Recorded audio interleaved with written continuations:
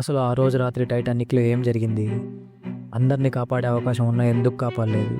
నిజంగా 1500 మంది చావుకి ఆ చిన్న తప్పే కారణమా? వీటన్నిటికీ సమాధానం తెలుసుకోవాలంటే ఈ వీడియో పూర్తిగా చూసేయండి. Hello guys, welcome to my channel.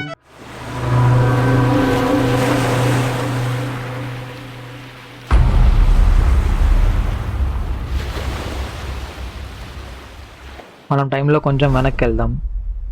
ఈరోజు డేట్ ఏప్రిల్ 10, 1912. వరల్డ్లోని biggest and luxury ship Titanic తన మొదటి జర్నీ స్టార్ట్ చేసిన రోజు.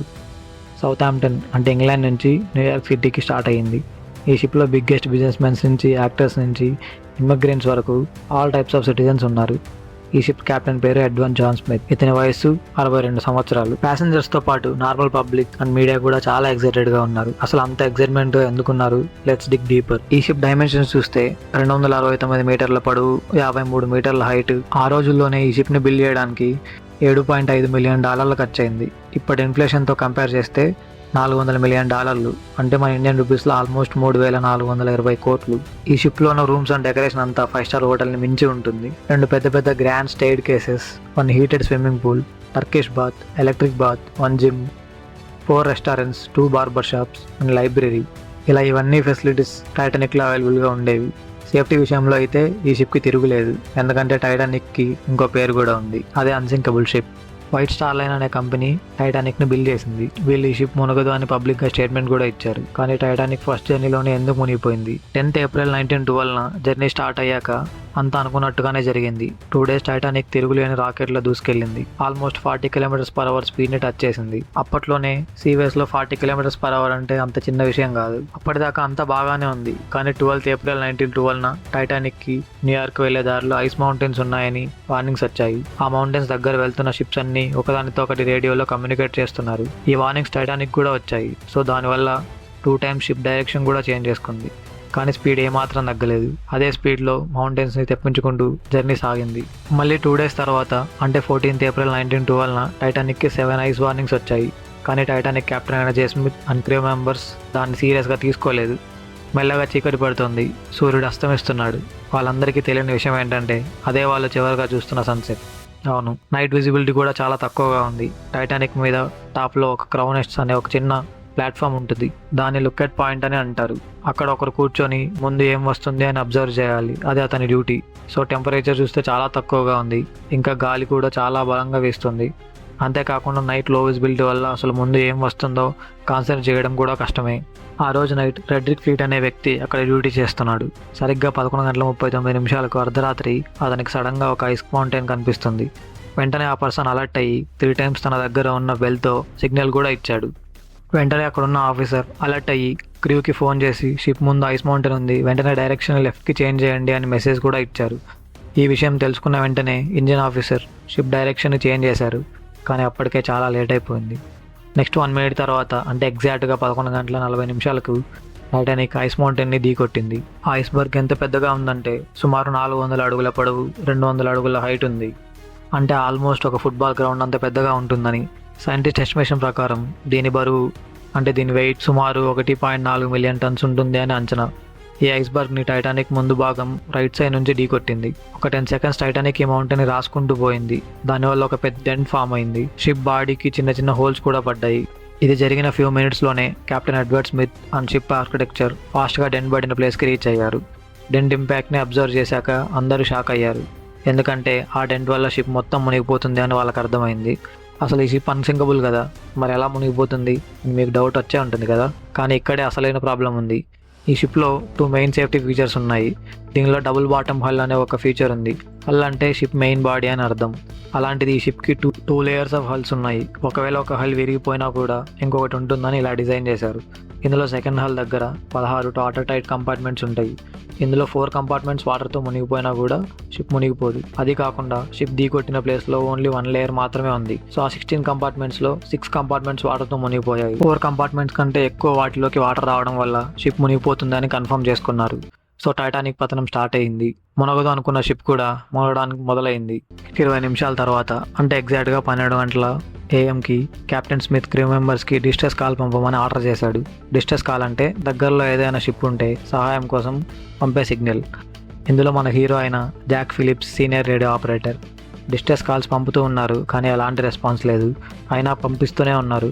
ఫైనల్గా 20 మినిట్స్ తర్వాత, అంటే 12 గంటల 20 నిమిషాలకి టైటానిక్ దగ్గరలో ఉన్న ఆర్ఎంఎస్ కార్పేథియా అనే షిప్ ఈ సిగ్నల్ డిటెక్ట్ చేసింది. ఇంకా ఆర్ఎంఎస్ కార్పేథియాకి సిచ్యువేషన్ అర్థమైంది. టైటానిక్లో ఉన్న వారిని కాపాడడానికి స్టార్ట్ అయింది. ఇక్కడ ప్రాబ్లం ఏంటి అంటే ఈ షిప్ 107 కిలోమీటర్ల దూరంలో ఉంది. ఒకవేళ దీని టాప్ స్పీడ్లో వెళ్ళినా కూడా టైటానిక్ దగ్గరికి రీచ్ అవ్వడానికి 3.5 గంటల సమయం పడుతుంది. ఈ 3.5 గంటలు టైటానిక్ సర్వైవ్ అవ్వగలదా అన్నదే ప్రశ్న. ఇదే జరుగుతున్న టైంలో కెప్టెన్ స్మిత్ లైఫ్ బోట్స్ ద్వారా ప్యాసింజర్స్ని ఎవాక్యుయేట్ చేయడానికి ఆర్డర్స్ పాస్ చేశాడు. ప్రోటోకాల్ ప్రకారం ఆడవారికి, చిన్నపిల్లలకి first priority. First life boat కిందకి దిగింది. దీని కెపాసిటీ 65 మంది, కానీ కేవలం 28 మంది మాత్రమే ఉన్నారు. సగానికి పైగా బోట్ ఎంప్టీగానే ఉంది. ఎందుకంటే ప్యాసింజర్స్కి ఈ షిప్ మీద చాలా నమ్మకం ఎప్పటికీ మునగదు అని. కానీ ఎప్పుడైతే మెల్లగా కంపార్ట్మెంట్స్లో వాటర్ ఫిల్ అవ్వడం స్టార్ట్ అయిందో దానివల్ల షిప్ ముందుకు టిల్ట్ అవ్వడం స్టార్ట్ అయింది. షిప్ మునిగిపోతుందని ప్యాసింజర్స్ రియలైజ్ అయ్యారు. వెంటనే ప్యానిక్ కావడం స్టార్ట్ అయ్యారు. ఒకరినొకరు తోసుకోవడం మొదలుపెట్టారు. సరిగ్గా అర్ధరాత్రి 1 గంటకి చుట్టూ చాలా చీకటిగా ఉంది. షిప్ ముందు పార్ట్ మెల్లగా వాటర్లో మునగడం స్టార్ట్ అయ్యింది. దీనివల్ల వెనకాల భాగం పైకి లేవడం మొదలుపెట్టింది. కాసేపటికి వెనకాల భాగంలో ఉన్న ప్రొపెల్లర్స్ బయటకు కనిపిస్తాయి. ప్యాసింజర్స్ భయంతో లైఫ్ బోట్ని ఎక్కడం కోసం కొట్టుకుంటున్నారు.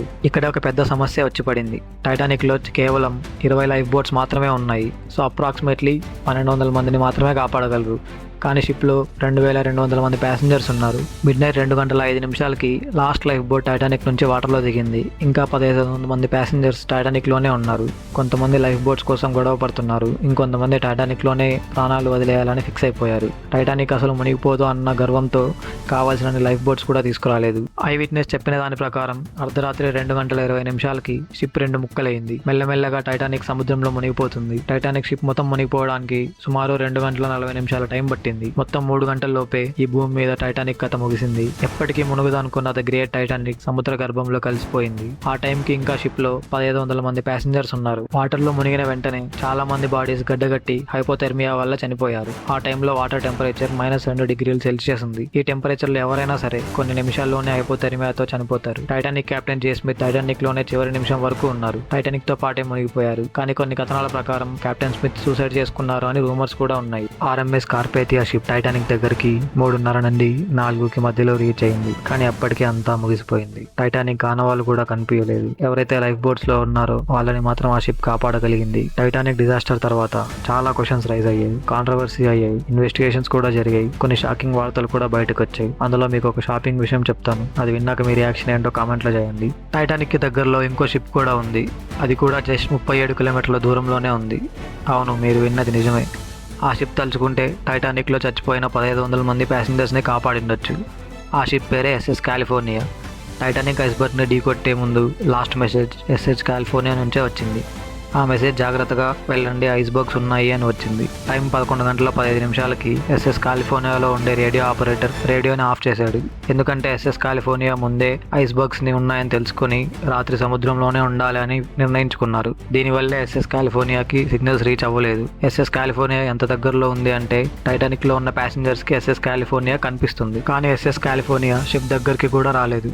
ఈవెన్ టైటానిక్ ఫ్లేర్ గన్స్ పేల్చినా కూడా రాలేదు. కొన్ని రిపోర్ట్స్ ప్రకారం నైట్ 12 గంటల AM కి ఎస్ఎస్ కాలిఫోర్నియాలో ఉండే క్రూ మెంబర్స్ టైటానిక్ నుంచి వచ్చే రాకెట్స్ అండ్ ఫ్లేర్స్ చూసి వాళ్ళ కెప్టెన్ స్టైన్లీ లార్డ్ కి ఇన్ఫార్మ్ చేశారు. కానీ కెప్టెన్ వాళ్ళని సీరియస్ గా తీసుకోలేదు. సపోజ్ ఈ ఎస్ఎస్ కాలిఫోర్నియా షిప్ కెప్టెన్ ఆ రోజు ఆ క్రాకర్స్ అండ్ ఫ్లేర్స్ ని సీరియస్ గా తీసుకొని ఉంటే 1500 మంది ప్రాణాలు కాపాడగలిగే వాళ్ళు. నెక్స్ట్ డే మార్నింగ్ వాళ్ళు ఆ రేడియోని ఆన్ చేయగానే వాళ్ళకి టైటానిక్ నుంచి SOS కాల్స్ వచ్చాయి. కానీ లాభం లేదు. వాళ్ళు అక్కడికి వెళ్లేసరికి కేవలం డెడ్ బాడీస్ మాత్రమే మిగులున్నాయి. ఇన్వెస్టిగేషన్ లో కెప్టెన్ స్టాన్లీ లార్డ్ మీదే బ్లేమ్ వేశారు. ఇంత పెద్ద డిజాస్టర్ ని కేవలం ఒకరి మీద వేయడం కరెక్ట్ కాదని నా ఫీలింగ్. అందరూ మీ ఒపీనియన్ని కామెంట్లో రాయండి. ఇందులో ఇంకా చాలా మంది తప్పులు ఉన్నాయి. అందులో మొదటిది లైఫ్ బోట్స్. ఏ కంపెనీ అయితే టైటానిక్ని తయారు చేసిందో ఆ కంపెనీ ఈ షిప్ అన్సింకబుల్ అని, లైఫ్ బోట్స్తో అస్సలు అవసరమే లేదు అని కొన్ని లైఫ్ బోట్స్ని మాత్రమే అందులో పంపింది. రెండోది, Titanic captain Edward Smith safety drills కూడా కండక్ట్ చేయలేదు. నిజానికి టైటానిక్ ఐస్బర్గ్ని ఢీకొట్టిన రోజు ఒక సేఫ్టీ డ్రిల్ జరగాలి. కానీ షిప్ మీద ఉన్న నమ్మకంతో కెప్టెన్ దాన్ని క్యాన్సిల్ చేశాడు.